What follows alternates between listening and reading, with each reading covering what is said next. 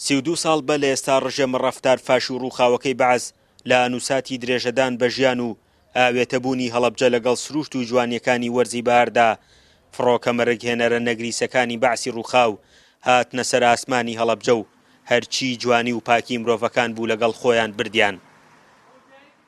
ڕەنگە خەیاڵی گڵاوی بەحس سڕینەوەی شارەکە بوو بێت لەسەر نەخشەی سیاسی و ئیقلیمی، بەڵام هەڵەبجە تا ئێستاش هەر زیندووە و لێرەشەوە ژیان دەبەخشێتەوە.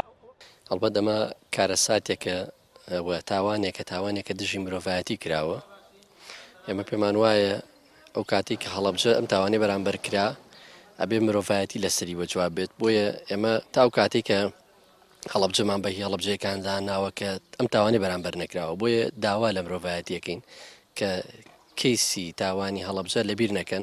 خەڵکی هەڵەبجە لە ئانووساتێکدا یادی 32مین ساڵیادی کیمیابارانکردنی شارەکەیان دەکەنەوە. ڤایرۆسی کۆرۆنا زەنگی مەترسی بۆ جیهان لێداوە و بۆیە لەم ساڵدا هیچ مەراسیمێک بۆ بۆنەیەوە بەڕێوە ناچن. یادێکی کارەساتی کیمیابارانی هەڵەبجە تەنها یادێک نیە تایبەت بێ بە هەڵەبجەکان تا هەڵەبجەکان لە یادیکەن یانە، یادێکی جیهانی و نێودەوڵەتیە، بەڵام زام و سۆگەی لە دڵی هەموو تاشی هەڵەبجەیە. بۆیە هەتا هەڵەبجەیی مابێت و هەتا ئێمە بەم شێوازە یادەکانی هەڵەبجە بکەنەوە. هەڵەبجە قەت برینی ساڕێژ نابێت. ڕێکخراوەکانی پەیوەست بە ساڵیادەکە داوا لە خەڵکی هەڵەبجە و کە سوکاری سەربەرزی شەهیدان دەکەن پابەندی ڕێنمایەکان بن و هیچ گردبوونەوە مەراسیمێکی جەماوەری دروست نەکەن.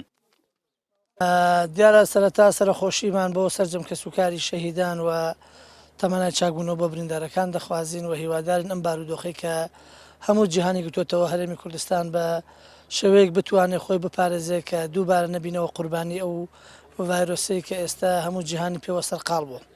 و لە هەمان کاتیش نامانەوێت 32مین ساڵیادی تاوانی کیمیابارانی هەڵەبجە بکرێتەوە و هەڵەبجە و قوربانیەکانی هەڵەبجە نتوانن بە شێوەیەک لە شێوەکان هەم ڕێنمایەکانی تەندروستی بپارێزن و هەم ڕێزیش لە قوربانیەکانیان بگرن. ئێمە بۆ ئەو مەبەستە لەگەڵ چالاکەوانەکان و هەڵەبجە و لەگەڵ تۆڕی ڕێکخراوەکان لەگەڵ ئەو خەڵکانەی کە خەمخۆری ئەم شارن چەند چالاکێکمان هەیە بەیان یەکێک لەوانەدا بەشکردنی دەمامک بەسەر بریندارەکانی کیمیاباران.